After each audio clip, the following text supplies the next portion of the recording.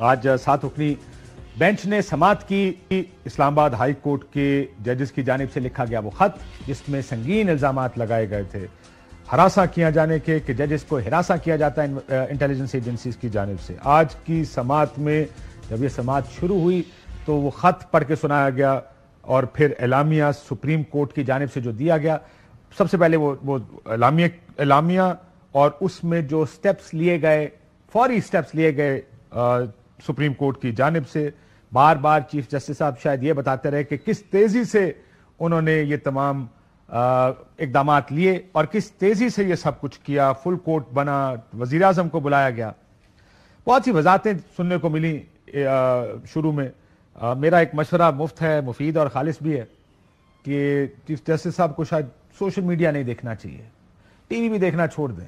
اور اس کی وجہ یہ ہے کہ آپ جب سوشل میڈیا دیکھتے ہیں وہاں پر 100 میسج، 200 1000 میسج ہو، جو کہ لارجر کانٹیکس میں 1000 میسج کو زیادہ میسیجز نہیں ہوا کرتے، لیکن ایسا لگتا ہے دنیا آپ کے خلاف ہو گئی۔ وی لاگز ہو رہے ہیں، سنے جا رہے ہیں، وی لاگز ظاہر ہے وہ تنقید بھی کی، میں اس کے اوپر آؤں گا کہ چیف جسٹس صاحب نے کیا کہا، لیکن سب سے پہلے کیس کے حوالے سے یہ اندیہ دیا کہ فل کورٹ بنے گا۔ سوال یہ ہے کہ کیا واقعی فل کورٹ بنے گا؟ کیا عدالت کوئی کمیشن بنائے گی ان تمام الزامات کو انویسٹیگیٹ کرنے کے لیے؟ یہ کمیشن حکومتی کمیشن سے کس حد تک مختلف ہوگا؟ جو مختلف دوسرے ایشوز ریز کیے گئے جو میں آپ کو سناتا ہوں، ان کی بھی کیا انویسٹیگیشن ہوگی؟ اطہر من اللہ صاحب نے انسانی حقوق کا ذکر کیا۔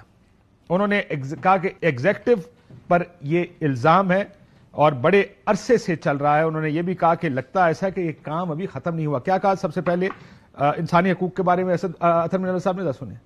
Who is being accused? The executive. And it is not just a simple accusation. It says that there's been a policy that has been going on since a very long time. So who would investigate? The executive? The executive will investigate its own self. Sadr Sahab, can this court justify the human rights violations taking place today? We all know it's happening. So let us not close our eyes. Let us not bury our heads under the sand. Let us face the reality. We can't just shut our eyes. It is happening. Let us not pretend that nothing is happening. یہ بات بار بار ججز کی جانب سے کی گئی کہ کیا کب تک ہم یہ پریٹینڈ کرتے رہیں گے کہ کچھ نہیں ہو رہا اور اپنی آنکھیں بند رکھیں گے یا اپنے سر کو ریت میں دبا لیں گے اور ایسا لگے گا ہمیں کہ کچھ نہیں ہو رہا۔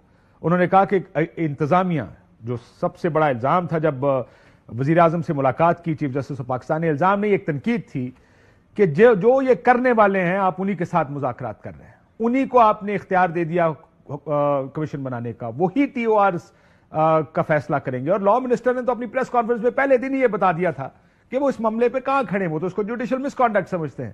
تو اطہر من اللہ صاحب نے بھی سب سے پہلے یہ بات کہی کہ کیا وہ انتظامیہ جو یہ سب کر رہی ہے کیا وہ خود اس کو انویسٹیگیٹ کر سکتی ہے؟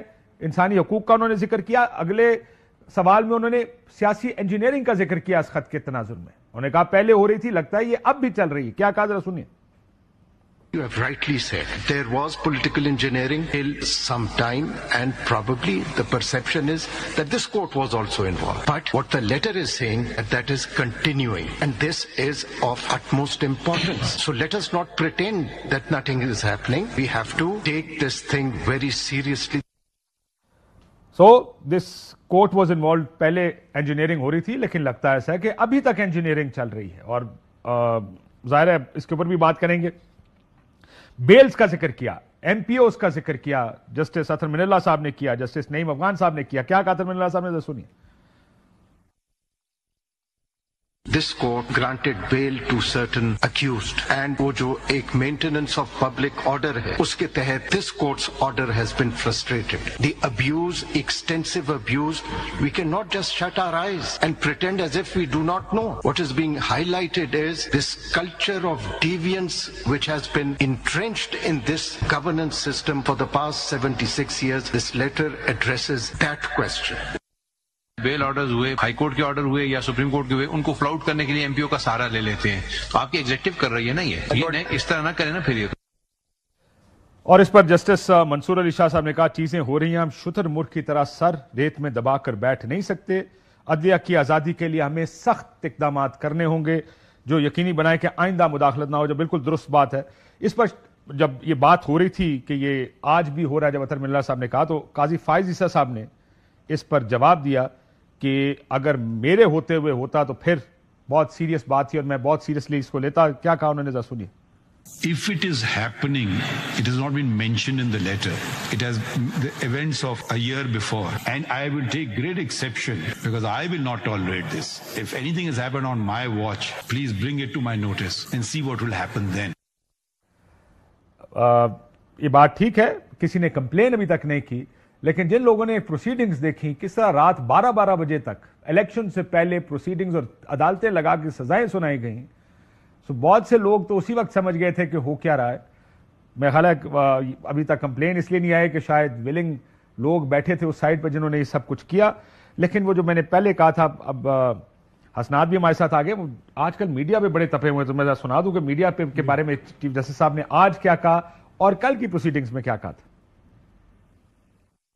میں ایک پریشر یہ جو سوشل میڈیا سے مطلب عجیب باتیں ان کے متعلق ہوئی، ایک نئی جو وبا پھیلی ہوئی ہے سوشل میڈیا سے عجیب باتیں ان کے متعلق ہوئی. مجھے شرمندگی ہوئی، لوگوں نے الزامات، کوئی مہذب معاشرے میں ایسی باتیں ہوتی ہیں، جا کس طرف رہے کہ ہم اسٹریٹ وے ہم نے فیصلہ کر لیا ہے، ہم نے برباد کرنا ہے اس ملک کو، تو یہ حملہ کرنا کسی پہ، بس ابھی کوئی شریف آدمی ہو تو جواب نہیں دیں گے. دیکھیے آج کل جو ہے نا very selective reporting is being done in the media and some times out right لائز. ٹھیک ہے، اس کا ذکر نہیں آئے گا کل، اسی لیے ہم اب اپنا خود ہی چلائیں گے یوٹیوب چینل.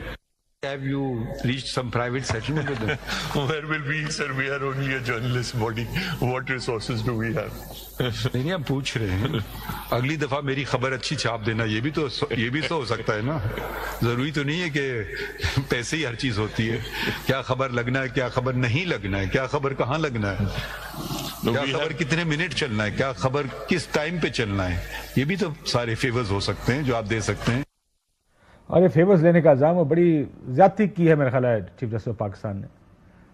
اس طرح کا اب یہ الزامات پھر آپ کہتے ہیں ہماری طرف الزامات ہوں تو وہ زیادتی ہے، لیکن ہم کسی پہ بھی الزام لگا دیں کہ فیور خبر چھاپنے پر کس جگہ چھپنی ہے، کب چلنی ہے، کس جگہ چلنی ہے، بہت خرابیاں ہیں ہمارے اندر. آئی ول ناٹ، میں یہ نہیں کہوں گا کہ ہمارے اندر خرابیاں نہیں ہیں. یہ بات ٹھیک ہے کہ یوٹیوب کے یا چینلز پہ بہت سی چیزیں ایسی کی جاتی، خاص کر یوٹیوب جو جس کو کنفرم نہیں کیا جاتا، بہت اسکینڈلائز کیا جاتا ہے، چیزوں کو بڑھا کے پیش کیا جاتا ہے. یہ درست ہے کیونکہ جو آڈینس ان کو چاہیے وہ آڈینس تھم نیلز دیکھ کر آتی ہے، وہ تھم نیلز کی ایک سرٹن نوعیت ہوتی ہے. لیکن چیف صاحب، ایک میرا چیف صاحب کے لیے نہیں بلکہ ہمارے اپنے یہ حافظ احسان صاحب بھی موجود ہیں، حسنات ملک ہیں، عابد زبیری صاحب ہیں. کیمپین پچھلے دور میں بھی ججز کے خلاف چلائی گئی تھی، اور میں یہ نہیں کہتا کہ ان ججز کا کانڈکٹ بہت اچھا تھا، لیکن جب آپ وہ چلنے دیں گے، جب آپ اپنے یا کوئی بھی اس وقت کی سپریم کورٹ نے کہا کہ جی برداشت کا، تحمل کا مظاہرہ کریں، اور وہ چلی پوری کیمپین، اس کے بعد تو یہ ہونا ہے. وہ لوگوں کے منہ کھل گئے ہیں، ہاتھ کھل گئے ہیں. اب پہلے عدلیہ کے بارے میں بہت سوچ سمجھ کے گفتگو کی جاتی تھی، فیصلوں پر تنقید ہوتی تھی، پھر یہ ہونا شروع ہوا ہمارے ملک میں.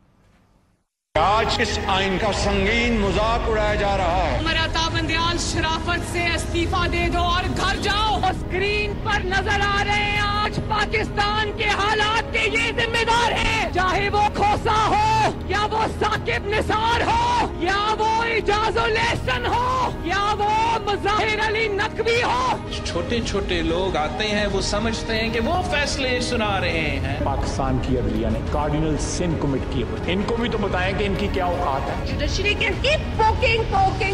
کورٹ کا آرڈر ہے کہ پیسے دے دیں تو make no mistake, nobody can give money. Nawaz Sharif کو تایات نااہل کیا تھا، ان کرداروں کو بھی چوکوں میں لٹکایا جائے. سپریم کورٹ کے سامنے بہت بڑا دھرنا دیا جائے. اگر ججز کے گھروں میں گھس کر کوئی شخص آگ لگائے گا اور میں پیشن گوئی کر دوں، آپ کریں فیصلہ اس کے خلاف، کسی کا گھر نہیں بچے، کسی کی فیملی نہیں بچے. یہ انہوں نے پہلے ہی پریڈکشن کر دی تھی کسی کا گھر نہیں بچے گا، اور لگتا ہے ایسے ہی ہے کہ اس وقت ابھی حسنان نے یاد کرایا کہ ساس کا بڑا ذکر ہوتا تھا، کالیں ریکارڈ کی جاتی تھی، ٹی وی پر چلتی تھی، ہر پریس کانفرنس میں ذکر ہوتا تھا، بینچ فکسنگ کا بڑا ذکر رہا اس وقت.